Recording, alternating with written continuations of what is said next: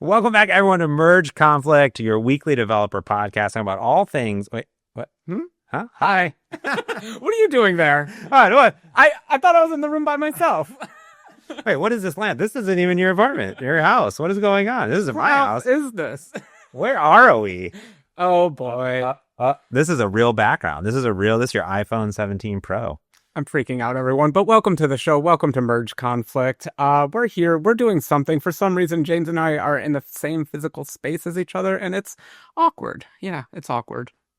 You know, Frank and I used to live just about 1 mile away from each other, and we still recorded this podcast completely remotely. We did a live stream maybe or something once together. We weren't doing video yet, maybe. We used to have a meetup, and for the meetup, we would have to see each other. And I'm stressing the word have to in that case. So, after the meetup, we didn't have to. So we just did a podcast.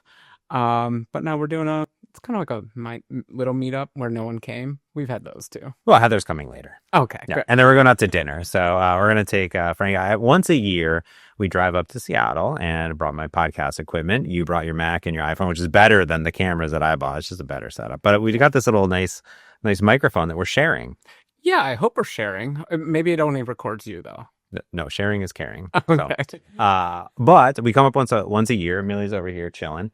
And it's our holiday party basically they have. So a tradition almost. I think we've done this. This might be the third time. Yeah. So and kind of a tradition. We stayed at this place specifically multiple years because convenient, dog friendly, very walkable to her work. And then you came over. You took the bridge over, the ferry over, and bridges over, and made your way. It took 18 hours, but you did it.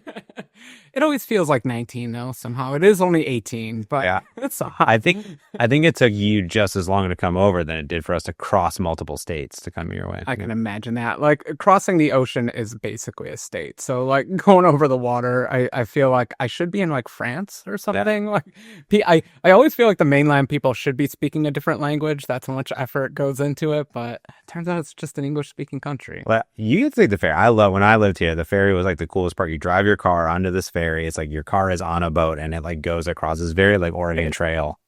It is fun. I spend most of my time in the galley though. So, just hanging out with the old bitter sailors, talking sea stories and singing sea shanties and doing that kind of stuff, Well, we're here and today we're going to talk about SwiftData and CloudKit.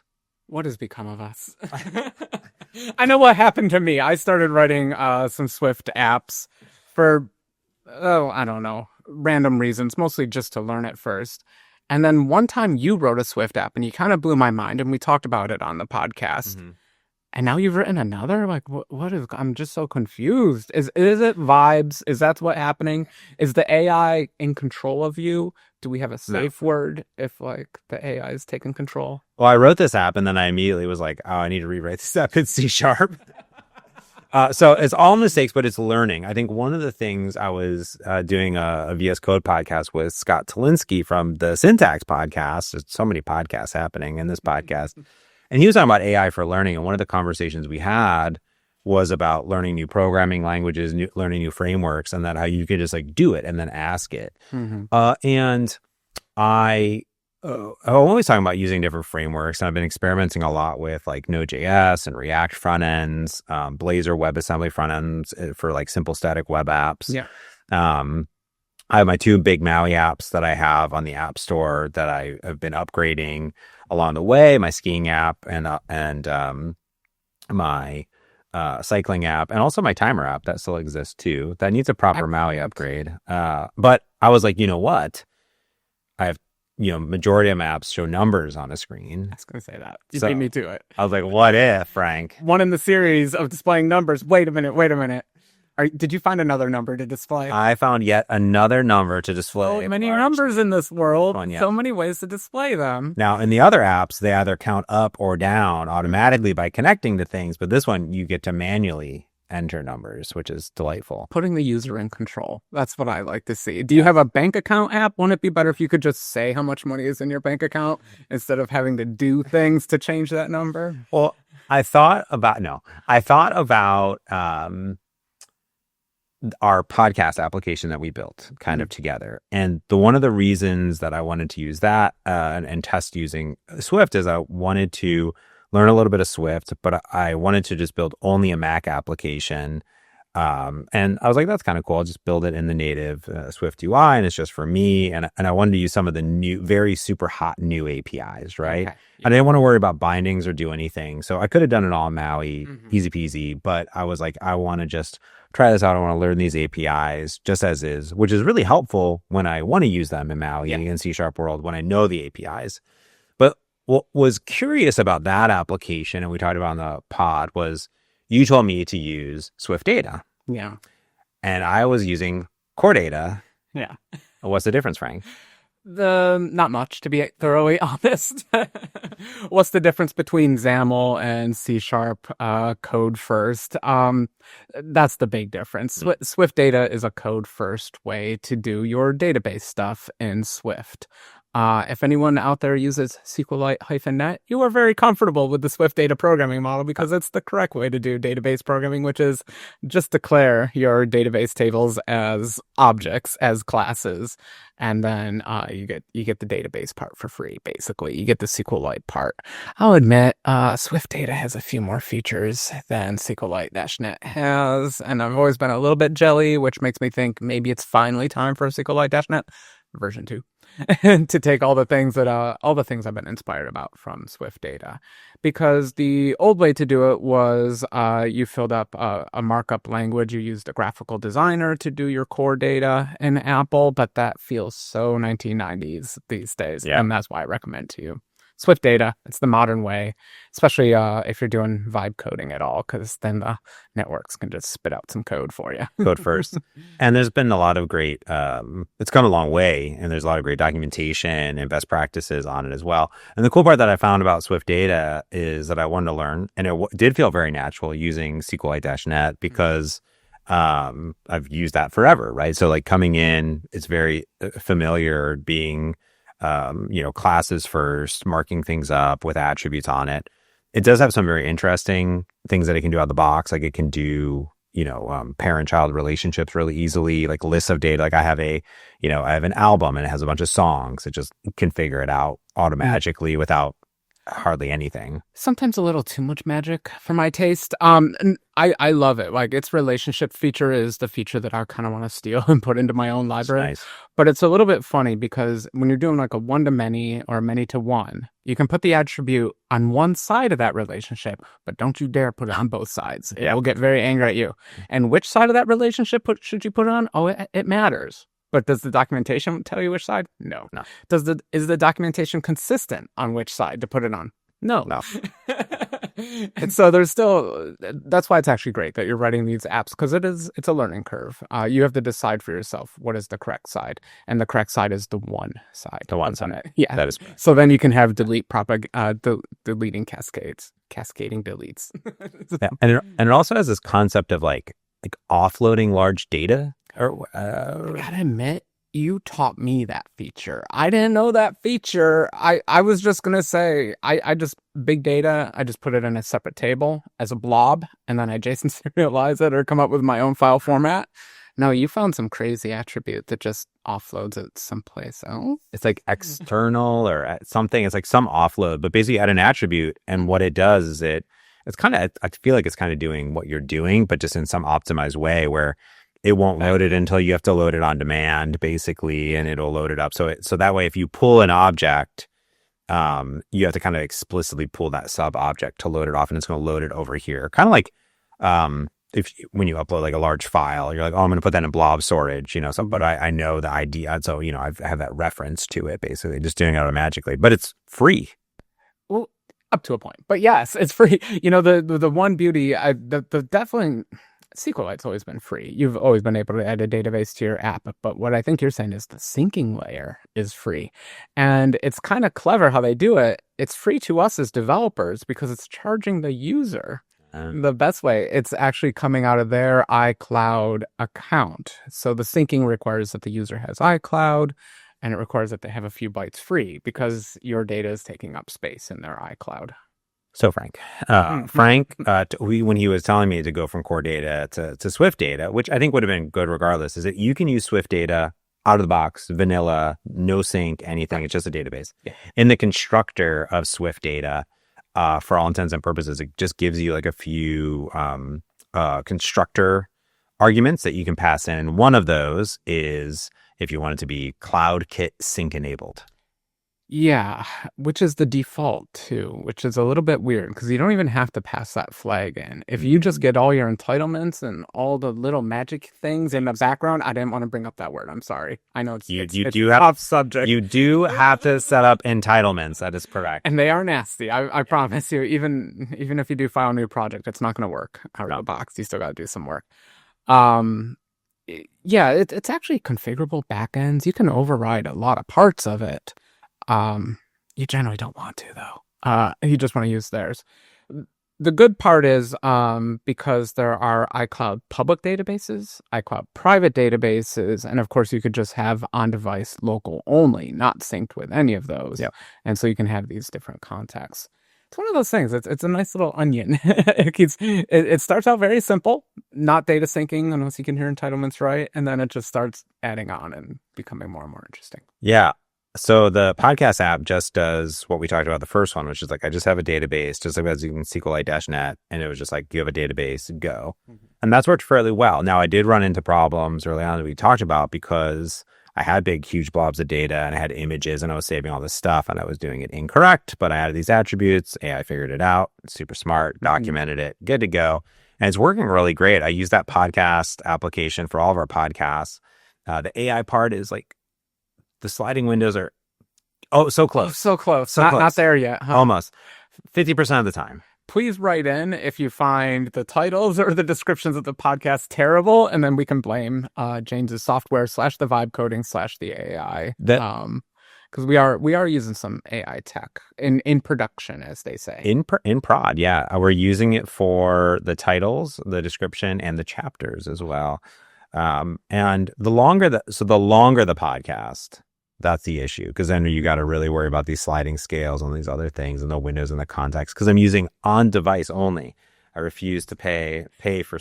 We're both so cheap. That's what makes us good hosts. I want to learn these APIs, right? And then what I'm also trying to do is once we get the transcript, translate it into a few languages. And if I'm around, I have time, I'll translate the YouTube captions. Yeah. Into Spanish and a few other languages that I know where people are coming from, because you get those metrics. So I might as well translate it. Off topic, but I still can't believe Google with all their money and all their AI horsepower don't just do all that for all the YouTube stuff automatic. I know they'll do subtitles, but where's the translation? Where's the automatic chapter marks? Like they've fallen.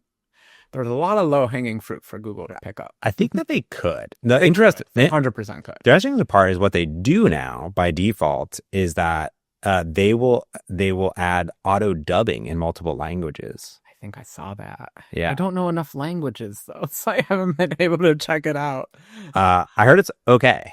I wish that one of the languages was like idiot's French, like French if you're an idiot. Normal, yeah. And then you can I'd be like, oh yeah, that makes sense to me. Yeah.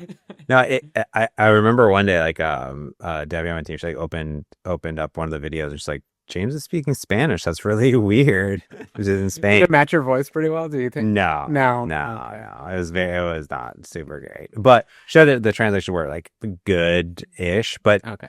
It's a little bit harder because they're tech podcasts. Like I bet if we did this, or if we just did a normal podcast of us talking, it would get most of the context correct. Mm-hmm. But because I was talking about like implementing and talking about C# and .NET, like the techie part is always hard to translate the context. Right. Okay. So, but you're right. I mean, I feel like that is a quick win, is like translations and things like that. I'm surprised YouTube doesn't do it by default. However, a new video is uploaded. Like we just did this podcast and about a bajillion videos are uploaded. So I'm wondering if they're worried about just the throttle, that they can. Yeah. They make plenty of money on it. Burn. What was their profit the last? It would be nice if there was like some threshold, like, oh, this video got like 1,000 views. And then like, oh, sure. Like, oh, okay, this creator, this thing, this type of thing.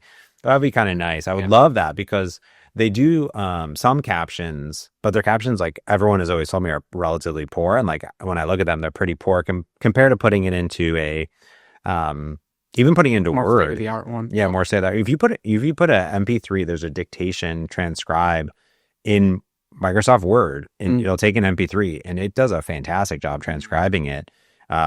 And what I'll often do is like I'm here on my Windows machine, so I don't have my Mac app, obviously, but I'll take it and then I will take that file and then give it to Copilot and just give it the same prompt, and the Copilot will give me all the cool stuff. So It's actually funny because like I can't remember what I was watching. I don't know if it was like Tubi or Crunchyroll or one of the smaller streaming services, and they had the automatic captioning service, and it was garbage. Yeah. It was bad. Like yeah. there was wrong and things like even like grammatical things. You're just like, wow, you made that mistake.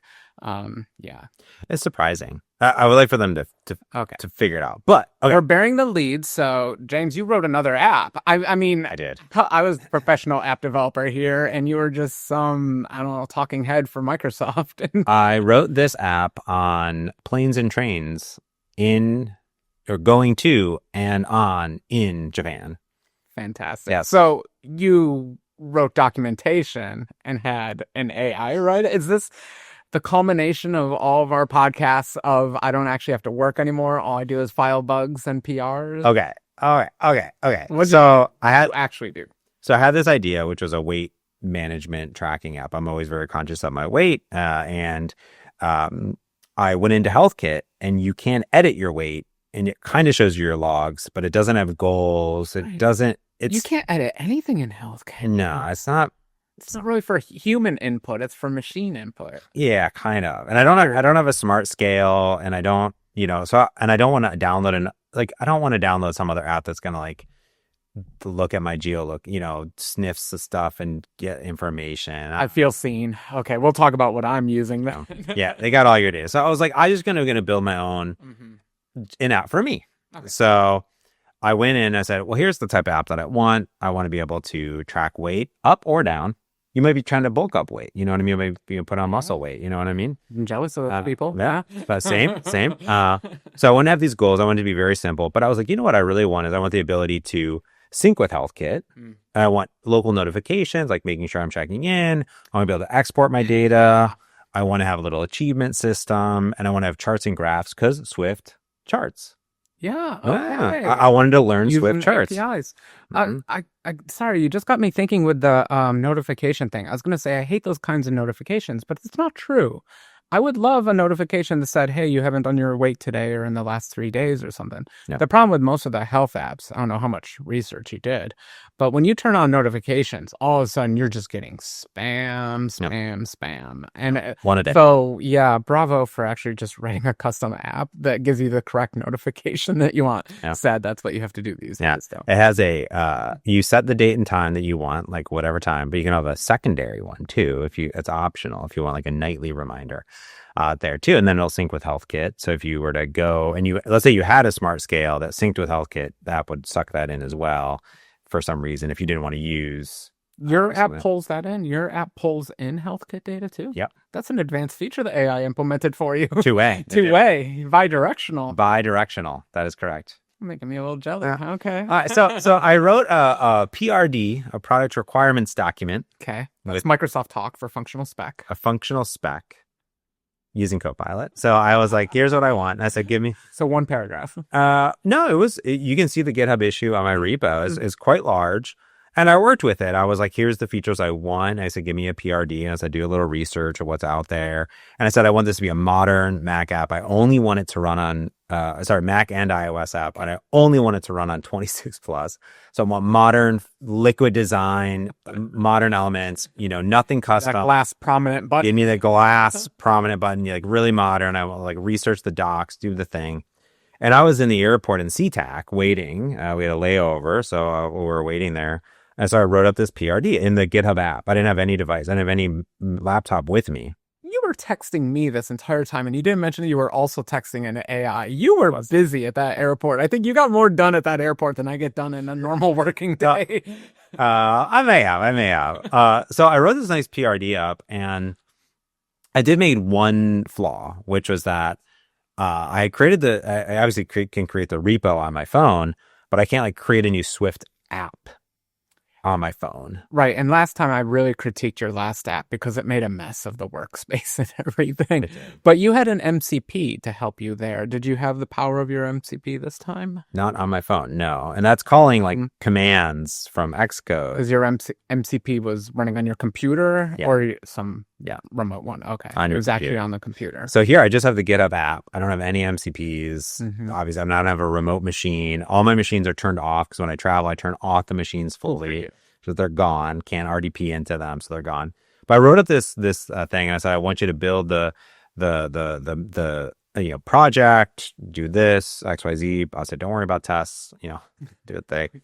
Don't worry about those, just like do a thing. Please don't make it a separate package. Don't make it a separate package. I said, do this. And I created the issue and I signed it to Copilot. And I got on our 9-hour flight. Okay. And got to Japan, and it was like, here you go. Now I couldn't do anything. But it was a real project? It was like an Xcode project? We'll get there. Okay. So you couldn't do anything. You were at the mercy of the robots. Yes. Yeah. And it's not like I can, I can't easily like create provisioning profiles or do anything. Like I can't set up a CI/CD, right? I feel like you can on airplanes. Did your airplane not have Wi-Fi? I have 1 hour free Wi-Fi. Oh, wow. Okay. You are doing this on the cheap. I love it. But, I only have my iPhone. That's it. I don't have a Mac with me. I don't have any other device. The buttons are smaller, but you can still use them. But I can't like get a provisioning profile for my Mac and like do a certificate. Yeah, you kind of. I don't know. There's probably some way. Anyways. But I'm reviewing the code and like reviewing the output, and I started iterating with it. So the initial one didn't have HealthKit. It didn't have this. So I was like, do this. And I said, use SwiftData, and I want it to be CloudKit compatible. So were you actually getting builds out of it at this point, or were you just reading through the code? Reading through the code. Yeah. So I'm glad you're doing that. You don't normally do that part. I read through the code, understood the code, and I put it down for a day, explored Tokyo, and then we took a Shinkansen up to Nagano, and that was quite humble brag. Okay. So free Wi-Fi on the train. So I looked a little bit more, and I added a few more features. And I said, okay, I'm good. I'll say I will get home in Oregon, and I will boot up my Mac, and I'll see what happens. Because I can't build it. Because that's the thing. Also is the Copilot runner in the cloud only is a Linux machine. You can't have a Mac or a Windows machine. Yeah. Now, I could have set up a remote runner or something like that, but it's there. It would have been nasty, but we did outline the steps it would take to get an action in there that would upload a test slide that you could download to your phone. It would have been painful, but you could have gotten there. So things were looking okay when I opened it up on my Mac, and it did not create a project for me. What did it do? It created a package for me. Of course. But nothing else. So did the package create an app? Because that's actually possible. It did not. I've heard with enough hacking. So interestingly enough, there is like a command line craziness that lets you do it, and it did actually run the app. Okay. It did. Yeah. But it's really you shouldn't do it that way. Okay. No. Yeah. So I created a new project, imported all the things, but I didn't add it as a package. I imported all the files manually. You did this. Yes, I did this. Good job. Yes. So it's a proper project. You open up the XC project. It works. There are unit tests and UI tests because it wanted to. Didn't listen, but it did it anyways. So I worked with it over the holiday break. This was my holiday Thanksgiving hack because we got back on Thanksgiving. You're ahead of me. I'm ahead of you by a lot of time. Yeah. A lot of time. So holiday hack, it's up and it's good to go. So what ended up happening is it was relatively solid. It did an onboarding process. It has charts, graphs. I'll put a link to the test flight so people can sign up if they really want to. I'll onboard some external folks down there. I haven't launched the app yet. I made a tiny app icon with Sonnet 4.5. It looks terrible. I have now paid someone on Fiverr. That it kind of looks like a sweatband. It's like a little. It looks like you took my eyeglasses one. We both like that Mac happy face. I just love putting happy faces as app icons. I may have referenced your app as inspiration for the app icon, so it looks like a little blob with eyes. But I was like, good enough. I just want to have an app icon. So the app is this. It allows you to track your weight. It can read data from HealthKit. It can put data in HealthKit. You can export your data to CSV. You can use kilograms, pounds, not stones. Sorry, I could add that, of course. You have charts and graphs. It gives you sliders. It has little achievement systems. It will show you like your consistency of your updates. Eventually, it'll actually do planning. So if you start to track consistently and you didn't, it will say, we think you'll hit this goal in this time. It'll give you like an estimate and things like that, projection.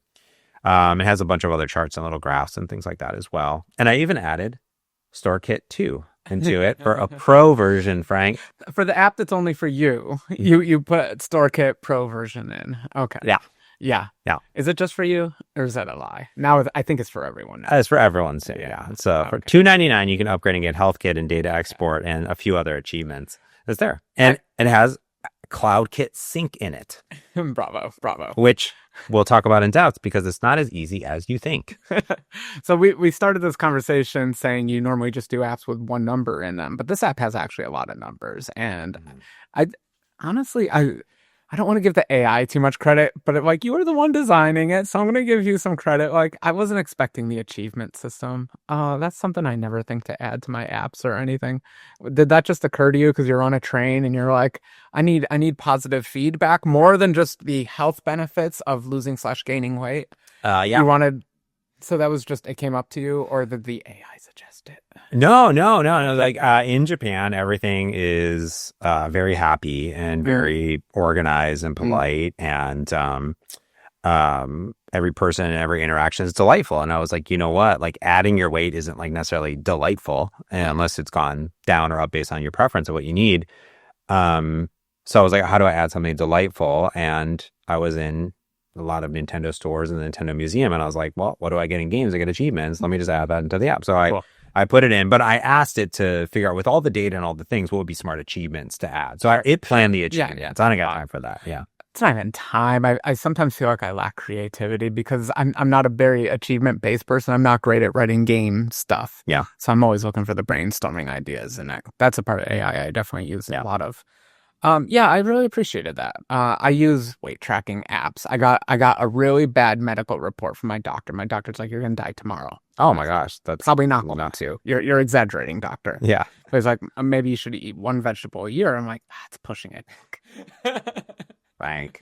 So I've been using weight tracking apps now for the last couple months, and I'll say like, you get a delight from it when you enter a low score and it's your lowest score in a couple weeks or something like that. You're like, yeah, I did great.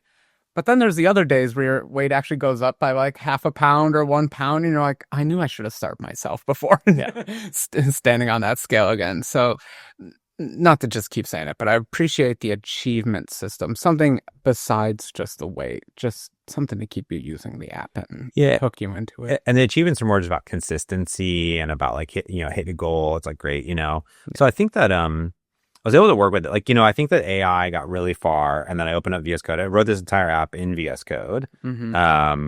Not in Xcode. I do find the Xcode AI subpar for like what's out of the box mostly. We won't go there. Maybe we'll do a whole episode on it, but it is subpar, and it's not just the Xcode AI. Like I've integrated OpenAI in Xcode, and it seems to do a weird job at it too. So I tend to do, if I have a big edit, I do it in VS Code also. Yeah, it just seems to be better. And then it can run all the builds and launch all the stuff. It's really good at it. It's relatively straightforward with or without the MCP server as well. Like it's just running commands and can run CLI commands just like Xcode's doing, and that's a beautiful part. As much as we've talked about MCP servers, I tell you, I still have not run one ever. And not even like a web hosted one. Yeah. I have zero MCP. I'm going to get that t-shirt. Zero MCP. Zero MCP. My favorite one is this Apple Docs one because it was very helpful with the CloudKit sync. So what's the one nice thing that Xcode does here is that if you just let Xcode manage everything. So I was in this world where I was like, I'm going to let Xcode do everything, including Xcode Cloud builds as well. So I was like, I'm all in on this app because this app to me is not necessarily throwaway, but I was just like, I haven't used Xcode in so long. The gilded path. You just wanted to take the nice, easy, that this is the path Apple mows every day. Happy path where I'm going to take that path. So auto provision, auto certificate, Yeah. auto. I know that feeling. Auto, CloudKit integration. It's like create a table, give me a name, do a thing. And it's like, it's like, I learned a lot about build phases and release phases and schema. I was like, it's, you think CS project was bad. Like, dude, the Xcode project and files, there's random I don't mind build schemas. What I mind is they seem to move the file that they're stored in all the time, and I never know which file to check into GitHub. The UI has a bajillion different, you think like, you right click in your settings and this is like, properties for your project, for a C#, but there's like so many things. It's really complicated, but I will appreciate that you can create a CloudKit database basically in no time at all. Yeah. Now how you manage that schema, we'll talk about that in a second, is all there. So it's all, now it doesn't give you guidance. It just assumes that you know the identifier that you should have and all this other stuff, but yeah, and how you should name it, because there's naming preferences there. Have you learned the difference between development and production yet? Oh, I just did. Yeah. Mm-hmm. So I was really excited because Frank was like, hey, you use SwiftData, everything syncs automatically. Magic. It just works. It doesn't just work in general. You actually have to know, like, this is the thing where, like, using AI is not going to teach you that you need to, well, actually it did tell me to go to the dashboard, but it's not going to teach you how to do certain things. But there is a CloudKit dashboard on your developer.apple.com account. It's not inside of the app developer connect thing. It's in the other one with the provisioning profiles and certificates. It's very confusing, honestly. Come on, smush it together. But inside of there is a very complex dashboard that has schemas, and you can query data, do a bunch of stuff. You can log in as different users to query data too, which is really important because Apple, I think, did security pretty well with these CloudKit things, where I, as a developer, I may sell to 1,000 people who are using this database. I can't read their data. No, it's private. Private. Which makes debugging a little bit complicated sometimes, because if you mess up your data, you're like, oh, I'm just going to go look at the actual data. No, you're not. No. But I use a separate account for my Apple business stuff and my Apple user stuff. And so I actually have to take advantage of their switch user feature a lot, log in as myself, and then I can actually see some real data. So I was really confused for a while because the first thing I did is I got everything set up. I decided to use Xcode Cloud Build because I was like, let's just see what this looks like. I have no idea, right? I've used every other CI system on the moon. I almost always use GitHub Actions, and I was ready. I was inside of. I was like, I'm like, no, let me just click the button. I set it up. Good, right? I think it's good. Okay. No, you don't feel that way? It's okay. It's designed for you writing an Apple iOS Mac app. That's it. Don't go building your Linux kernels in this thing. You're gonna have a hard time. But if you are writing an Apple iOS / Mac app, fast, and you don't have many dependencies, and you're not doing anything fancy with Git, it's gonna work for you. Yeah, and this was a really simple. It's like, just give the app. There's no widgets. There's no extra extensions or anything. It's just an app for now. Sign it, do a thing, and then it does make it really easy to deploy to test flight as well. So that was cool. And it does build Mac and it handles the certs. And what I was confused is almost too magical, because I'm like, how do I choose the cert or the thing? It's like Xcode's doing it. It's like Xcode is managing everything, and I was like, I don't know. I was like, did it even create the identifier? I was like, where's my provisioning profile? I was like, Apple's figuring it all out, and I was like, I don't know, Xcode, you're doing too much. And it's a little inconsistent too, because like they have their team signing certificates where they'll use basically wildcards, and they'll do all that while you're doing development. But those wildcards don't necessarily work when you're accessing a CloudKit thing. Correct. And they certainly don't work when you're doing a test flight thing. Yeah. But is there a thing in test flight to choose a certificate? No. So you just have to have a little bit of faith in Tim Apple that he did the right thing and coded that correctly. And I did have faith, and it did deploy to test flight, and I was very happy. Okay. And I opened my app, and it worked. I mean, I obviously ran in the simulator. You sound surprised. I was like, it worked, and it worked on my phone. It was really great, and I was like, this is cool. And I was like, cool, I'm going to test out this iCloud sync. I'm so excited. Frank just says it works. I mean, it does. I'm a little bit nervous. I feel like you're leading into something here. You're making this sound dramatic, but like it does hashtag just work, right? So I deleted the app and I was like, I'll reinstall the app and all my data should be there because Frank says my data should be there. No data. There's no data at all. Did you give it a moment to sync? Of course, I did this. Like I did this for like a whole day, by the way. Well, okay. Also, I should say, there's a lot of little gotchas when you try to use the cloud sync. Like, you are required to use nullable fields in all your objects because when it's doing its syncing, it doesn't guarantee the order the tables are synced. So the things might come in, dependencies might come in later than other parts, and when it's downloaded, so basically null everything. There's that big gotcha. The worst one is that when you run your app in the log output, there's 8 billion. They just spam the log with CloudKit messages. So even if there is an error, chances are it's scrolled by and you never saw it, and it's just going to get lost in the noise. So I find it a little hard to debug problems. But if I want to know if the CloudKit is working, what I look at is the log. And is the log shooting by 1,000 messages a second? It's working great. I should say, actually, the very first test flight build just crashed on launch. And I got a report though. So I did get a report, and the problem actually was with the null fields. Was it? Yeah. So I did. I said fatal error. I said so you left that code in. I said, hey AI. This is using CloudKit. It's giving me these errors. I was like, oh, CloudKit has all of these restrictions. So just because you're using SwiftData doesn't mean it's CloudKit compatible. That's not the only one. There's defaults and other stuff. There's a whole bunch of other things as well to be considered. So there's that aspect of it. Swift just works. They say the type system is that strong. They can detect all this stuff, but they don't. They don't. Yeah. No, that's probably the hardest one. It's why I usually suggest to people that they get CloudKit working immediately because it does change how you design your database structure. So through that process, though, I on my simulator, they made it really good to be able to sign in with iCloud on your simulator. Yeah, yes, that has improved, hasn't it? Yeah, it used to be kind of terrible. It just works. It's funny how little I use the simulator nowadays. Yeah. I've been going to device so much. Okay, yeah, that does work. I guess that works because the difference is that what I found out is because I kept trying to query my data and it's like, no, nothing's there. There's a few issues I've run into, which a bunch of people. Did you log into the console to see if it was there? I did. Or okay. Nothing there. Nothing there. And then additionally, there was no schema there. All right, let me talk about this. So, Honestly, I know what happened. Yeah. So, so the other thing that was very fascinating in this world is, and I kept like trying to delete. I have like 3 databases, and I had to hide them. You can't delete them; they're just there forever. Okay, so, I was like, okay, let me just log in, and I asked, and I looked on Stack Overflow, and I asked AI to do a bunch of stuff.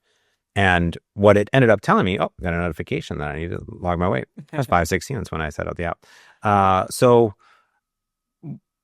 something ended up happening where you can, in the old days, you could use core data with CloudKit, but then in your code, you'd have to say, hey, upload the schema. With Swift, yeah. So with SwiftData, though, it will automatically update the schema. And the schema are your columns in your tables. Which you would define, maybe use EF, core, you would scaffold this out. Indices to Unice and all that stuff. SwiftData just does it for you automatically through the attribute systems. Bingo, bango, you're good to go.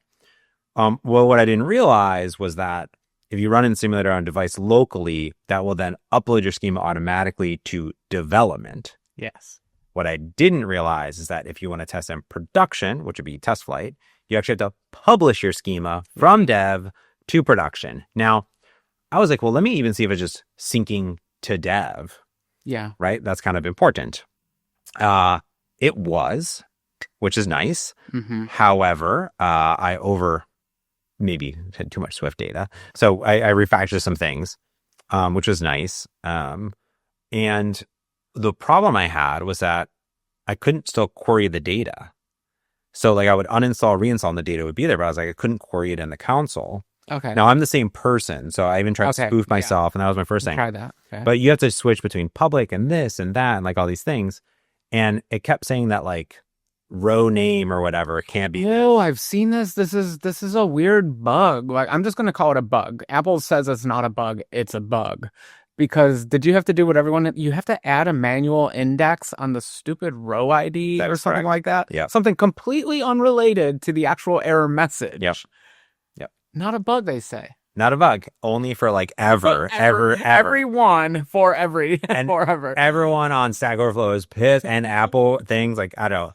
You have to add underscore row ID I don't get to the row name I don't as get an it. indice. It doesn't make And that, sense. so that you have, or else it will not work. It'll sync and stuff, but it will work. We should be clear, like, it works fine. The console doesn't work. The Console. debug console doesn't work.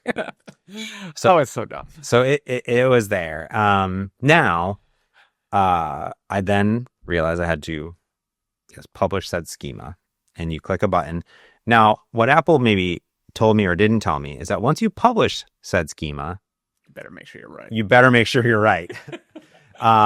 Because you can add, but you cannot remove. No, it is published forever. And now my heart does skip a beat every time I press that button. now technically, Frank, you can version. Now default, it'll default version. So if you add a new thing, you don't really need a version. But if you were to change a name or do a thing, you can version, and how you version in code is you create a duplication of your entire class and say V1, V2, V3. So ridiculous. This is crazy to me that you'd have. I can't imagine some of these apps that have been around forever that are using this. They must have like version 500 of person because they've like changed and modified it so much. Well, this is where the nullable columns come in. What you really do is you just keep that column as nullable, create a new column, and just start using that one and have a backup property that maybe reads the old column first and then the new column. That's smart. We all have our terrible data migration ticks. Can I tell you a terrible one about that production thing real quick? Sure. This is long before I wasn't using core data. I wasn't using SwiftData. I was just using CloudKit because you can do that. You can use that. It's CK blah, blah, blah namespace in a Xamarin app. And day one, my app crashed on launch for every single user. I messed up my error handling, but the fundamental problem was I never published to production. I didn't know you had to publish to production. It didn't tell you anywhere. No. Even when you go to production and you have a debug like development schema, it's not like you need to publish your thing. It just grays out. It grays it out, so you can't. It just leaves it there. Is it the publish or whatever? So it just grays it out. It's like, what are you doing, Apple? We don't have our Miguel bell. But if I had my Miguel bell, I got the nicest message from love your app. It crashes when I run it. Thanks, Miguel, and I'm so sorry. So really super fascinating. Now, the interesting part is I ended up adding a few more rows for the achievements and things like this later. And then it does give you a nice diff when you go to publish a second time. So it gives you exactly what you're doing.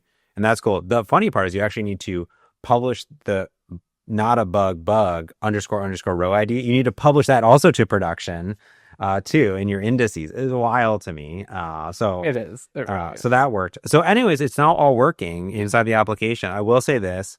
I did publish, I published something, and then I removed a bunch of columns. I no longer use them in the app. So they're still there, but they're not used. So that's fine. They're no longer synced because it's no longer looking for it locally, and I removed those properties. Okay. There. I fully don't understand their sync system, so I don't even know if you remove it from code, it might still actually come down because they might be pulling the online schema, not your schema. Yeah, but I deleted irrelevant. I deleted all the data. They're all nulls. They're all nulls. I deleted all the data, so no one's using it, so it's all good. Before I test flight it, and the test flight folks have said everything's working good. So then I did that, and then I have an onboarding screen. So then I said, hey, what I want you to do is like in the onboarding, like see if there's iCloud data and then just, ingest it in. So anyways, it's all working really good. It's a very, this is a system that I feel like I would never use this system if I was creating real. Which system? CloudKit. SwiftData? And no, SwiftData fine. Okay. But CloudKit. Oh no, it's the sync. Dude, no, I don't think so.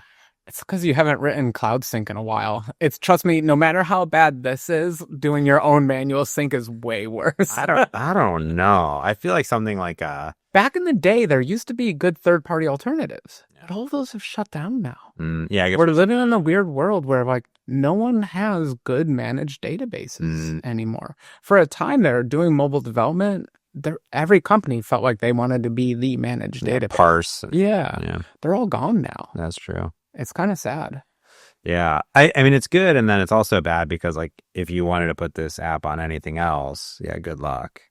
That is the biggest downside. So you could totally port the app to Maui, but that data, you're gonna have to write some ugly code. Yeah. Because fortunately, even without like in a Maui app, you could access CloudKit directly. Oh, yeah. You could pull that data down and resync it. Yeah. But your Android app cannot. Yeah, my Windows app, no. Yeah, no. And honestly, sometimes it's a little bit confusing because I think web developers can use CloudKit, but Android cannot. I guess because that is the terrible world we live in. You could create an API that pulls it down for the use. I mean, that's just bad news because honestly, at the end of the day, like everything is tied to identities. It's private. It's hidden. It's a whole thing. That's what it's good for. So if you're only building Apple things, this was my experiment. By the way, that was the experiment. Okay. Right. That was the experiment that I wanted. One was only building a Mac app. Now, what does it look like to be in the Apple full like bubble, right? Yeah. I'm like all in is all Swift UI, all SwiftData, all Swift 6. So I wrote the code in Swift 5 and then I migrated to Swift 6. So now I have more warnings. Yeah, correct. No, currency warnings. It fixed all of them. So I did. So. No, the plus sides of CloudKit are also its downsides. I love that it just has users logged in. So you don't have to say, like, go create an account and all that. Just works. Now, if you're a good marketing person, you probably do want people creating an account because then you can add them to a mailing list and you can start badgering them. But I'm a bad marketing person. I just want my users to be able to use my software. Call me crazy. And that is the biggest problem. Like, I actually really love SwiftData and CloudKit. The biggest problem is it's useless for Android and all the other things. Yeah. And it stinks because as little as I do write cross-platform apps, I still want to write cross-platform apps. Yeah, I don't like being locked into the Apple ecosystem. Yeah, and then you could create a separate system and this one could remain the same, but then you can't connect the data. Your users on multiple OSs aren't going to, I mean. You had one problem, now you have two. Exactly, yeah. Anyways, I have an app, so that's cool. I'm still jealous of you because like you are just pumping out the apps. It looks good. It's one of your best numbers on the screen. I mean, chart wise, I remember how much time you spent on the last chart when you were working on that. And you're just like, oh, here, by the way, here's a chart, 3 different lines. There's a trend line supposedly that shows up eventually. Shows up. Yeah, it's just there. And it just did it automatically. I do think this was also cool because the other experiment here, and like I call this this is my big Swift experiment, holiday hack. Was that I remember you telling me maybe 6 months ago, you're like AI sucks at Swift. Kind of does still, but okay. What do you think? You look at the code. You tell me. I think the code looks pretty good. Okay. I think this one looks a lot better than the other one. I'm not gonna. Okay, I can't defend myself because I don't remember my exact words. But it used to hallucinate Swift function names constantly. It's like, I think that function exists. I'm like, it doesn't exist, buddy. It just doesn't. No, this one's good. So they've gotten a lot better. It's gotten a lot better. Yeah, I think so. I think I used a lot of GPT-5.1, Sonnet 4.5, some Gemini 3 on it. I went back and forth based on what I was doing and asking it. It was really good. It's also a lot better at explaining it too. Right? I felt like I was getting really knowledgeable definitions of what the code was doing and even like links to documentation and things that were really relevant. So I did feel like I was doing a good learning exercise. Doing all of this made me want to basically just go back and write more C# code though at the end of the day. But when you're writing something for an experimental learning opportunity, it's there. And honestly, I'm really glad I did this. Because while I'm not going to become a Swift developer, like this, not my passion, and I don't want to live in. Then inspire you to write another one. No, okay. I did learn so much about some of the new Swift stuff, actors and published, and the data syncing and the binding that they have. Obviously, SwiftData and CloudKit. Like, I think it's so important to push past what we know Yeah. and what we're used to. And really, my next experiment is to go down the Kotlin path. I was gonna actually. Oh, that was exactly what I was gonna ask. Are you gonna go down the Google golden path I think I might. I'm really interested in the world of Kotlin. I'm really not excited about opening Android Studio. What do they have for a managed database? Firebase. Is that a Google thing? That's a Google thing. Firebase, yeah. Okay. So it would be down that path of Firebase, but I'm interested in the experiment. I don't Mhm. think they have a cloud build system, just to see what that looks like going forward. But they also now have Android Compose, which is a composable, like Kotlin forward, Okay. instead of XML. So I'm interested to see how that goes. So that might be my next secondary holiday hack, but I just come up with another app idea that's Okay, so you're not gonna repeat this app. no, because I can't get the data to sync. That's real science, though. That's Feature true. for feature. Oh my gosh. Yeah, there is. I do have Google Health, so maybe we'll see. No, I didn't. I just wanted to make fun of you. No, I'm just jealous. You're pumping out the apps. This isn't the first weight tracking app out there, but it's the first one tuned to what you wanted. For me. And as developers, isn't that our privilege? Yeah. So, congratulations. The app actually does look good. I haven't gotten to run it on iOS yet. I've only run it on Mac, and he has not tuned it all for Mac, he said. But it worked great on Mac. So, you don't actually make much money on the Mac App Store. But if you want to release that Mac version, you'd be fine going for it. I'll see what I can. All right. We're going to go eat some food because we're here in person. So we're going to, yeah. Oh, might as well eat. Yeah, got to eat. Sure. All right. Well, thanks for tuning in. Like, subscribe, do all the things, whether you're watching us here on YouTube and you get to see our face, or you're listening to the sweet, sweet sounds of James and Frank. But that's going to do it for this week's Merge Conflict. So until next time, I'm James Montemagno. And I'm Frank Kruger. Thanks for watching and listening. Peace. Now he's got to hit the stop button inside his Mac. Somewhere without looking away. Bye.